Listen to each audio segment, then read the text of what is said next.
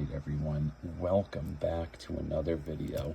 Today I am looking at the Neca Alien Resurrection Xenomorph, or Xenomorph clone, however you want to say it, because that's pretty much what they are. They're Xenomorph clones. Okay, Doc, move. Can you move out from under me, please? Thank you. I need to get closer to the camera. Move, please. Thank you. Yes, thank you. All right, where was I? Yes, so this is the, oh, fuck, I rolled into my foot. Damn, that hurts. All right, so today I am looking at the Neca Alien Resurrection Clone Xenomorph. This figure came out at around, I'd say 2019, so I've had this one for a while too. It does reuse a lot of parts from the Temple Warrior Xenomorph, which I'm actually kind of completely fine with. That was a great mold, you know, really good good design choices there. So, and I don't think the actual, like, practical effects, the puppets, the suits, I don't think they were that different from the Temple Warriors anyway, so... With that said, without further ado, let's get into it. No accessories, so we can just jump right in.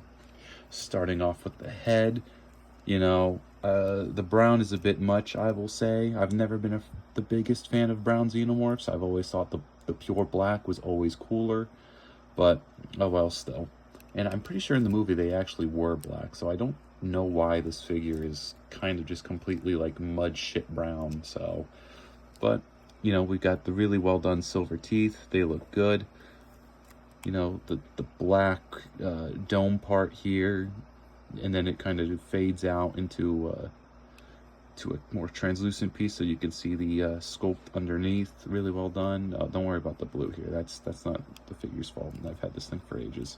Then the black comes back and clouds up the back. So it's pretty much the Temple Warrior head, which I'm fine with, so a lot of organic structures here and whatnot, which I don't think the Warrior one was that organic, now that I think about it. I could be wrong. I haven't seen Alien Resurrection in a hot minute, but why would I watch Alien Resurrection when I could watch Aliens, you know? You know, why would I subject myself to shit movies? Although then again, Resurrection is nowhere near as bad as Covenant. I would rather watch Resurrection, to be honest, than watch Covenant ever again. So, but yeah, really great. Can I? Oh, I gotta get his fucking I can't get his fucking tongue out, that's right. Alright, well, I can't get the tongue out on this one because it's stuck all the way there and I can't reach it with my fingies. I'd have to go grab something to pull it out. So, yeah, you know, social credit score for this figure down already. Moving on, we go to the back here. Now, oh shit, don't knock the camera over. You know, reuses a lot of the reuses the exact same parts and mold from the Temple Warrior. So, you know, you got the cool spine, dorsal plate spine there, the organic tubes coming out the back, chest, the ridge here, the muscle or organic arm. Then you got some slight exoskeleton going on, and then this piece was new for this figure, at least at the time. It was the open hand, this open, long, spindly hand. I really like it. It's really cool. Gives this figure a cool, like menace factor to it. Go here, you got his gut with more of the tubes and awesome biomechanical structures that everybody loves xenomorphs for. So, go here. Again, more reused parts. Again, this figure kind of just reuses a lot of parts, which is my main problem with it. Granted, it would be a lot worse if this figure used shittier parts, you know, and did it in a way that was shit, like the Night Cougar alien, but because these parts are really good and really well done, you know, it's really hard to say, but again, this just doesn't look too accurate to the source material. But again, I can't remember. It's been ages. So we got the hind-legged here, which again, this is actually correct because this is how they were in Resurrection. So, you know, and then you got these pretty cool feet. The tail here, it's this nice thick one. Again, reused from the Temple ones from AVP, but it's still really cool. You know, got the nice part here where the fins come up, you know, a lot like a fish fin, and then the cool slash spike there. All right, now with that said, articulation. Now, articulation is a bit stiff on this figure. I mean, it's a NECA figure, so that's not a overly shocking surprise, but it's kind of, you know, it's to a point where it's bad here. The articulation itself is great. However, on here it's a little stiff, but I'm sure that's nothing a hot air microwave, or not a microwave, a hot air blow dryer won't fix. So jaw moves. The tongue is supposed to come out as well, but it's really like pushed back in there. Neck is on the hinge joint, but again, not going to move it because very delicate. Swivel though.